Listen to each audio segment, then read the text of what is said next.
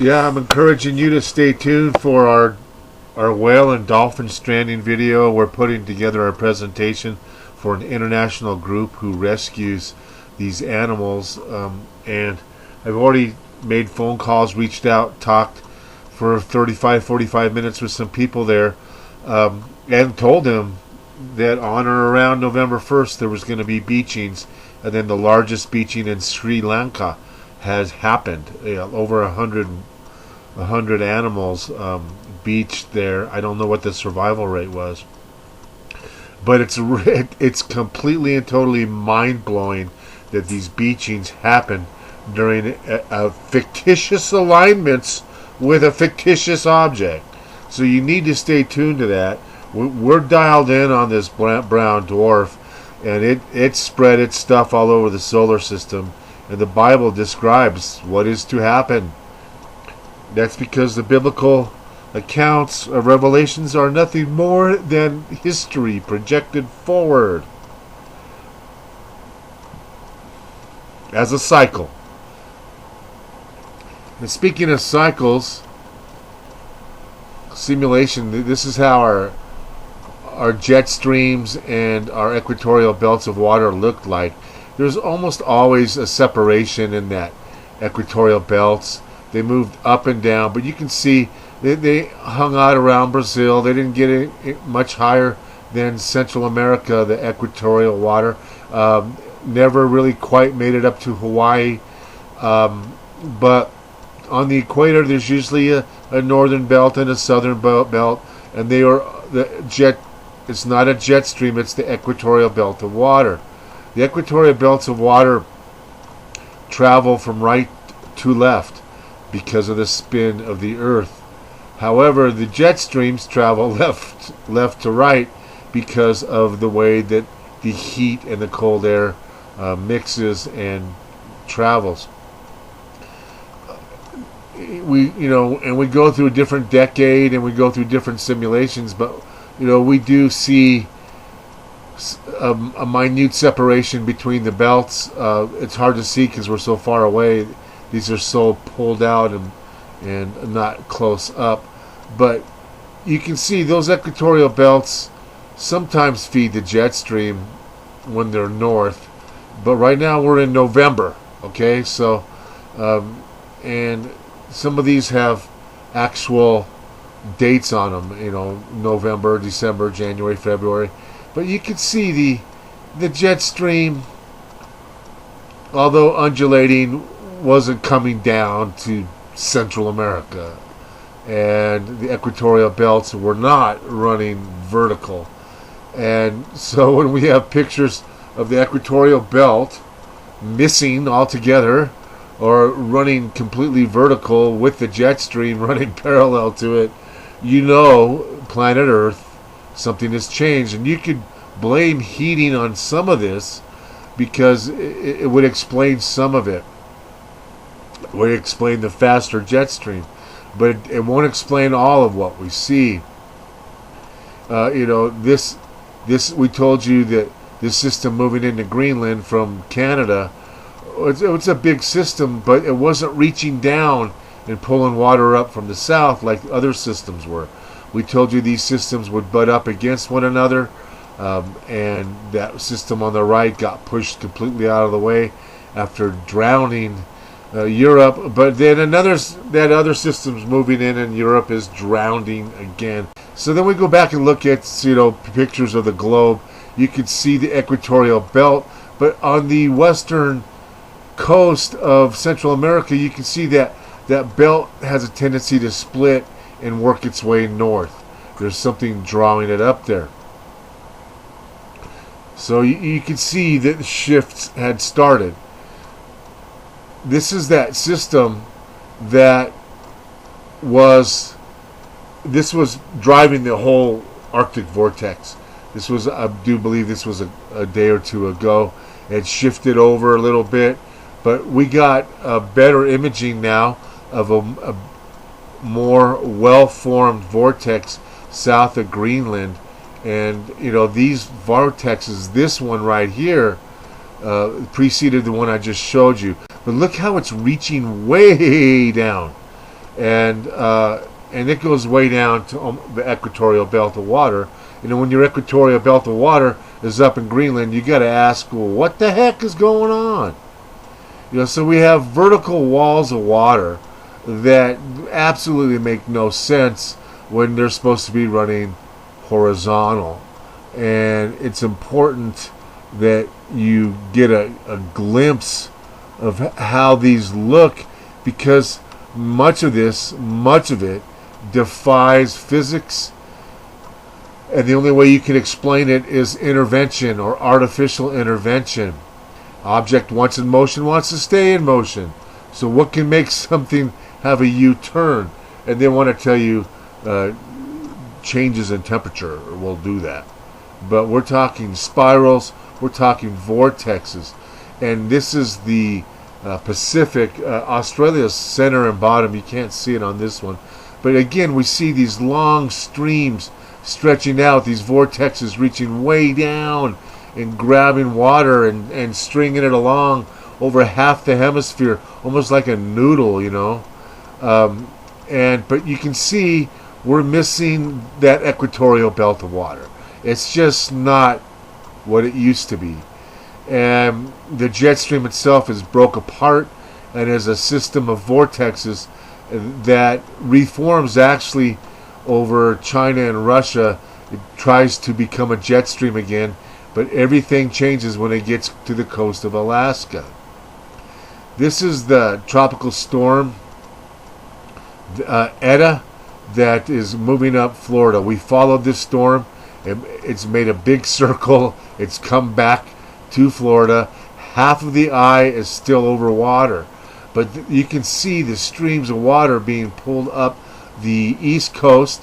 You can't really drive a bus any better up the eastern seaboard. You're seeing winds of high as 20 miles an hour and rainfall as much as 4 inches in a day. And all of that, all of that I just showed you is covering about 40 or passing over about 40 nuclear reactors that are all located directly under that stream of water. When we go to the updated vortex south of Greenland, you can see very well organized, extreme, and they'll call this a winter storm, but this one did not reach down south very far, but now it's orienting itself to do so. So we don't expect to see ever again a clear belt of equatorial water. If it reforms, it's only going to be there a day or two. But look off to the right, that yellow and red, that's all water that's just pounding countries in Europe that don't need any more water. When we look at the wind map, just to justify what I'm saying, because of course everybody likes to doubt everybody on YouTube, it makes people actually feel smart when they can contradict somebody that's smart. You feel smarter. We go up to the North Pole though and rock the globe north, and we find that huge system that consisted of one giant vortex and 2 smaller ones that had really cleared all the water out of the United States. And this vortex descended from the Gulf of Alaska down to the southwest, made a U-turn up through the Great Lakes, and is now positioning itself over the North Pole. It's amazing just where these things come from and where they end up. This is a wind map of that storm. This is actually showing you an eye that's more on the water, but actual images show you that half the eye is still over water. But this is going to go right up to the Panhandle, and it's going to just throw water out for a next day or two and drench the eastern seaboard with not just rain but high winds. So we keep saying that we think the nuclear generators are under attack through weather warfare, not as an opinion, just as a curious, we wonder if this is what's going on. So now we're watching it and monitoring the situation, and you should be too, because if you live in the United States, that's about 40 nuclear reactors, 35 nuclear reactors that are all being pummeled, like all at the same time. It's crazy. Here's the equatorial belt reforming in the south. We have another equatorial belt in the north, or you want to call it the jet stream. They don't know. When you go to the jet stream simulations, sometimes they use that equatorial belt and call it a jet stream. Sometimes they use a jet stream that's way down here off the coast of, look at that, it comes all the way down to the coast of Brazil. You can't call that a jet stream, but it gives you the idea of the weather pattern.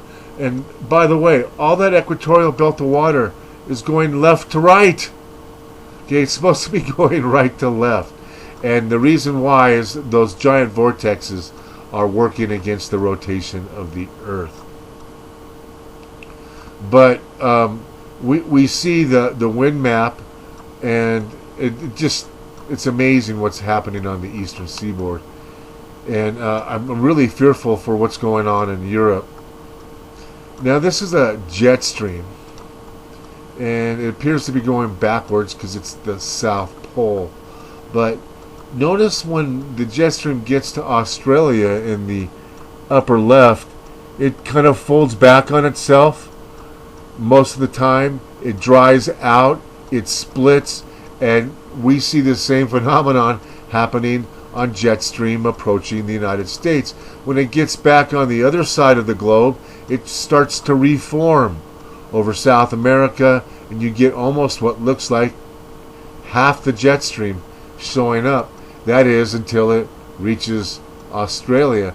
Now some water has gotten into Australia, but it just seems like the Western advanced countries are coming under assault. You want to call COVID an assault? Go right ahead. It is an assault. And you want to call it God's assault? Go ahead. But God didn't make that virus. Man did. It was made in a lab. So says a Nobel Prize winning biochemist. So, and here's a portion of that jet stream does make it through Australia just for a little bit. Now we go to the north, and the same thing happens. The jet stream folds back on itself, forms these giant vortexes, where when it starts to get to the Gulf of Alaska. Used to do this a little bit later when it got closer to the United States, but the jet stream became too fast, and it seemed like they needed to put the high pressure ridge out more in the Pacific to redirect the flow of that jet stream. But it completely breaks down over the United States every single time. And this is about the last 20 days. So you can see, some of those systems that have plunged down the state of California, then split and dried out, or speeded up and passed over so quickly. Northern California is still waiting for rain. I think they're getting some tonight, but it's like 3 times now we thought they were going to get rain, and they haven't. Northern California's got a real issue. Now, Central and South California has had rain this month. Not a whole lot, but they have gotten rain. Oregon has gotten snow. Washington has gotten snow and rain. Nevada got doused. So, poor Northern California. But seeing is believing, and we used to show this simulation all the time, how the jet stream would always fold up and break up when it got to the United States, and then try to reform on the other side of the world. And you may recognize some of these patterns because they showed up in a lot of our videos. And amazing how some of these systems break off. It's just not a normal jet stream. And when you learn what makes those undulations in the jet stream, it's actually pressure deltas created by temperature changes, differences in temperature creating a flow. And some of it pushes north, some of it pushes south, but you can't explain a permanent folding of the jet stream off the U.S. coast. You can't explain that other than intervention, because all systems on Earth are dynamic and moving. There's no such thing as a stationary ridge of high pressure. It stays there for 5 years,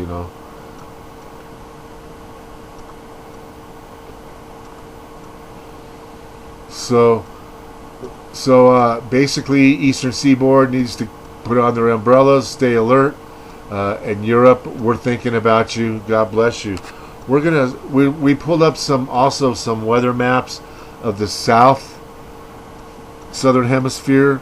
We want to get better images of the flows, not just a global image. We want close-ups of what's going on near Australia and New Zealand, so that we can include our friends down under in some of these reports, because they've been really faithful and really good about sharing what's happening down there. And poor Australia, what they went through last summer. Now they're going into summer again. So it's time to keep our fingers crossed, and if you pray, it's time to say your prayers, because we're going through a lot of BS right now.